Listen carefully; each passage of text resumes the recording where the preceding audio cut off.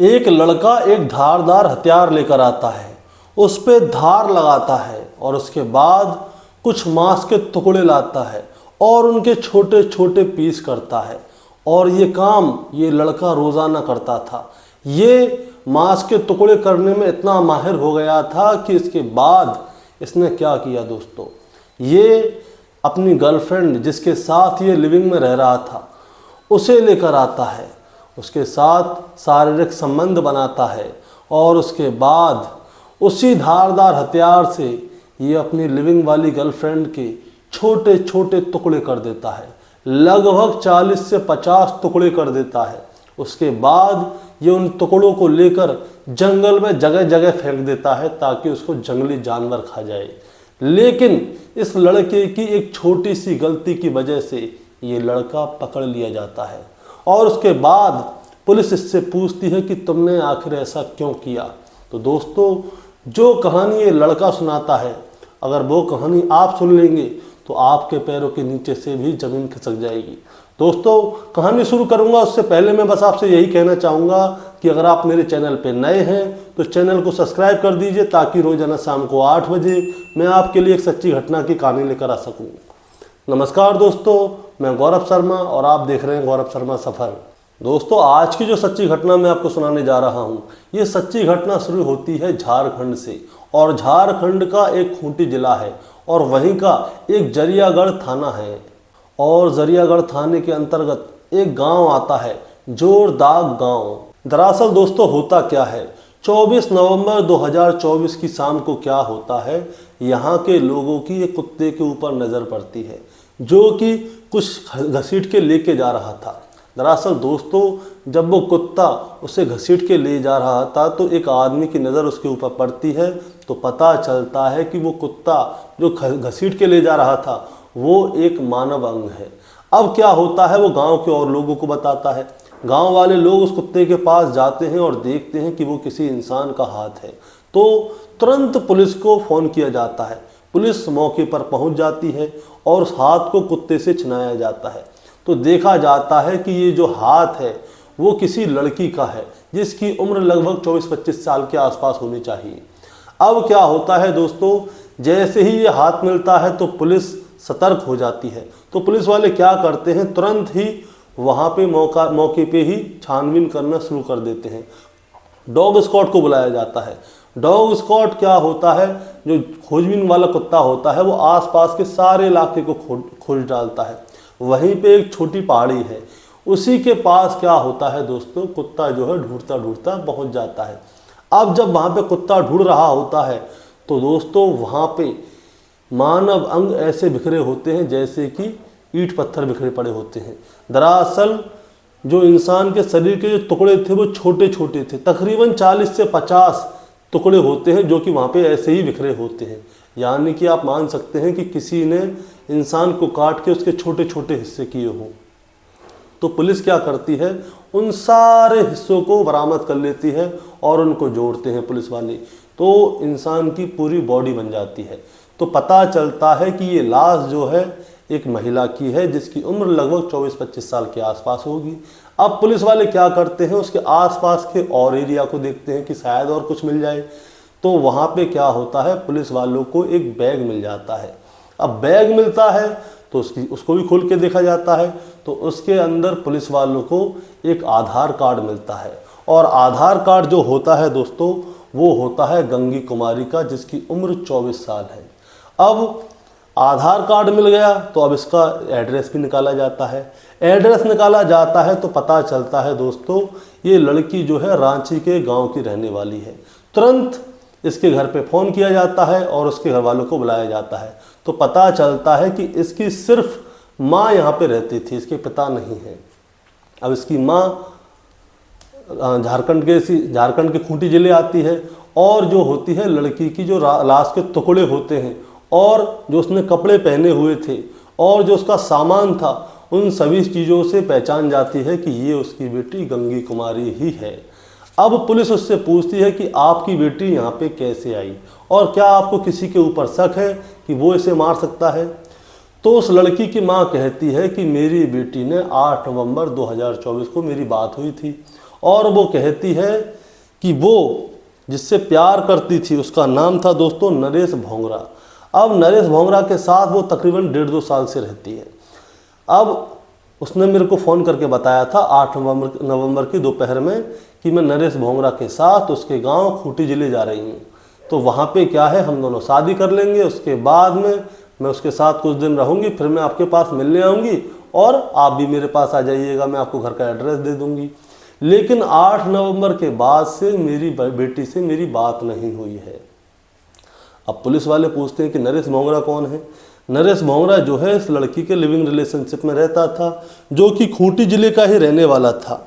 अब क्या होता है दोस्तों, लड़की के मोबाइल से नरेश भोंगरा का नंबर निकाला जाता है, तो पता चलता है कि नरेश भोंगरा जो है वो बेंगलुरु में काम करता है, लेकिन इस समय पे वो खूंटी में ही है। अब खूंटी में है तो कोई दिक्कत नहीं।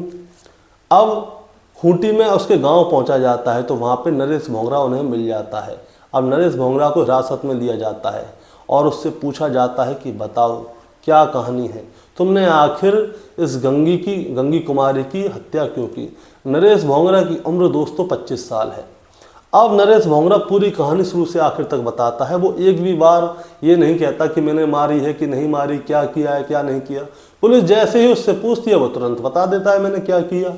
होता क्या है दोस्तों, जो नरेश भोंगरा है उसकी जो ननिहाल है वो झारखंड के रांची के गांव की है।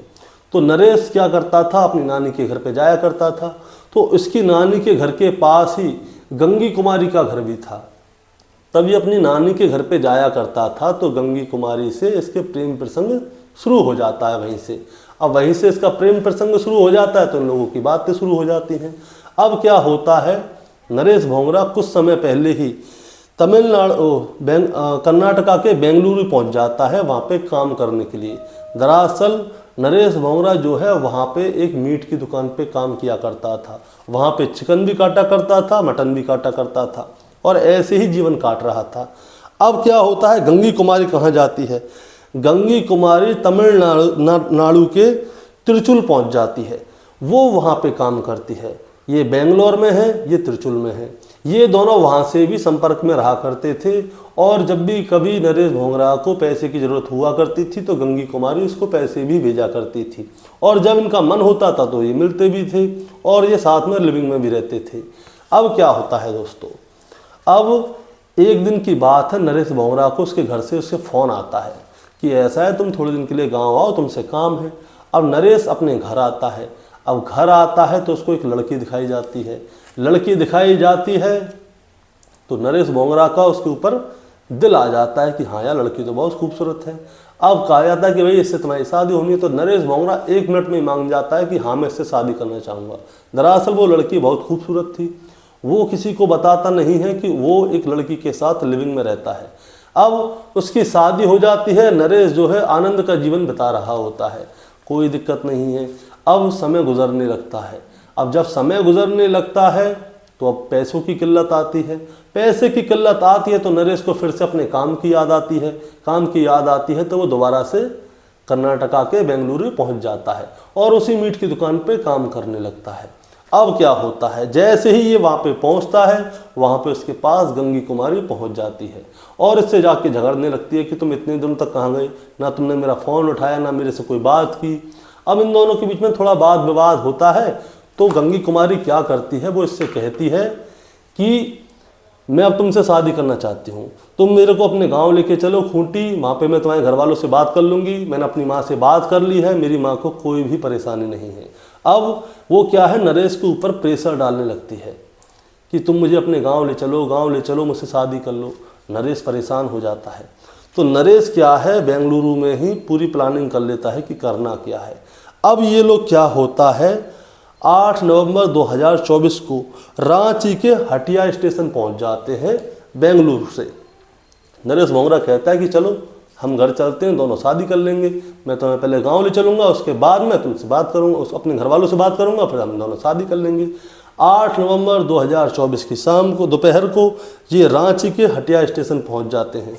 वहीं से क्या होता है, जो गंगी कुमारी है वो अपनी माँ को फ़ोन कर देती है कि मैं नरेश के साथ उसके गांव जा रही हूँ और वहीं पे उसके साथ शादी कर लूँगी और उसके बाद में मैं आपसे आके मिलती हूँ।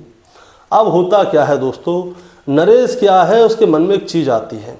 दरअसल उसने श्रद्धा वाला कांड किया था, उसने बहुत से न्यूज़ चैनल देखे थे और भी बहुत सारी चीज़ देखी थी कि क्या किया जाए, क्योंकि अभी बेंगलुरु में ही थोड़े दिन पहले एक और हत्याकांड हुआ था, जो फ्रिज के अंदर जो अपनी प्रेमिका के शरीर के पार्ट को रख देता है।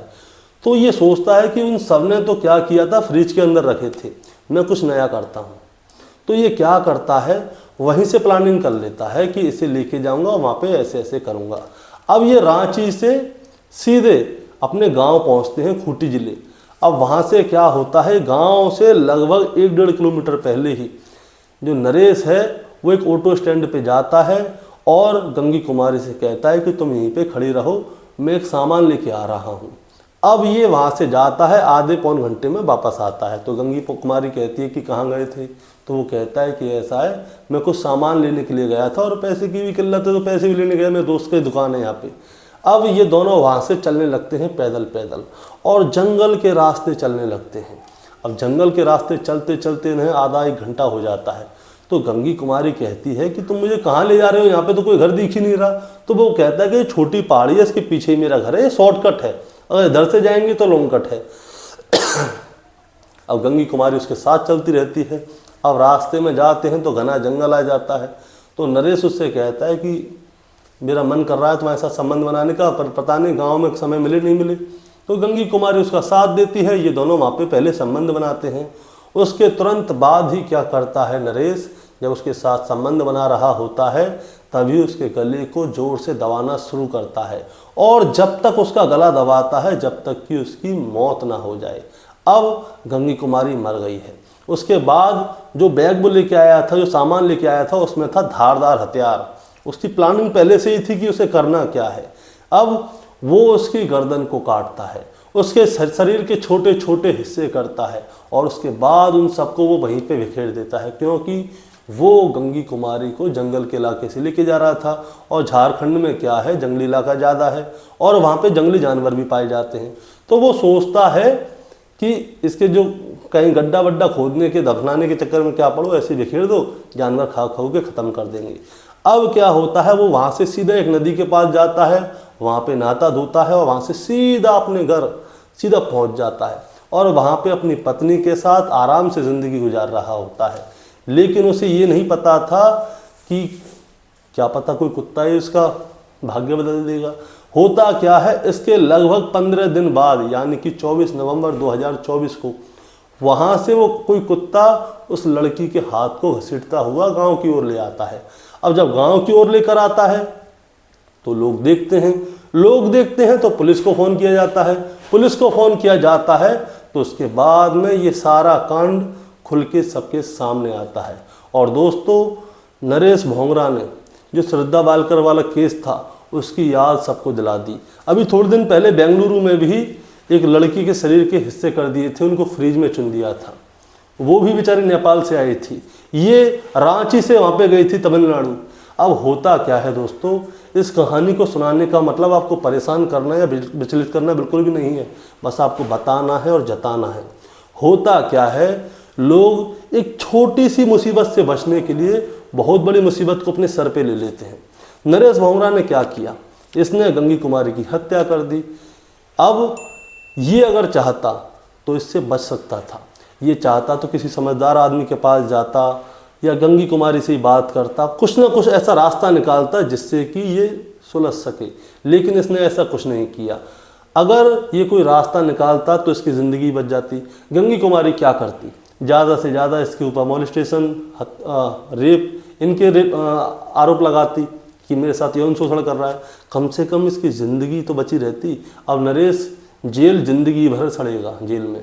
गंगी कुमारी की जान चली गई। अगर ये सही समय पे सही कदम उठाता तो ये बच सकता था, गंगी कुमारी भी बच सकती थी। बहुत से लोग क्या करते हैं, कभी कभी किसी की क्या है, गर्लफ्रेंड प्रेग्नेंट हो जाती है तो वो लोग क्या करते हैं, अरे यार ये तो प्रेग्नेंट हो गई, क्या किया जाए। अब लड़की मान नहीं रही, वो शादी के लिए शोर मचा रही है, तो वो लोग भी ऐसा ही करते हैं, उनकी हत्या कर देते हैं। लेकिन हत्या करने से कोई रास्ता नहीं निकलता।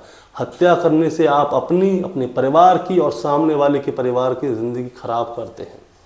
तो दोस्तों जो भी कदम उठाएं सोच समझ के उठाएं। मुझे मालूम है कि आजकल बहुत सारे लोगों के साथ ऐसा चल रहा है, बहुत सारे लोग प्यार व्यार के चक्कर में पड़ रहे हैं, लेकिन प्यार व्यार कुछ होता नहीं है। ना ही इसको कभी सीरियस लीजिए। सामने वाले से बोलिए भैया मुझे कुछ नहीं करना, तुम अपनी में खुश रहो, मैं अपनी में खुश रहता हूँ, क्योंकि लोग इसको जब सीरियस ले लेते हैं तब हत्याएं भी हो सकती हैं। दोस्तों आपका क्या कहना है इस कहानी के बारे में, आप ज़रा हमें कमेंट में बताएं। चैनल पे नए हैं तो सब्सक्राइब करके जाएं। नमस्कार।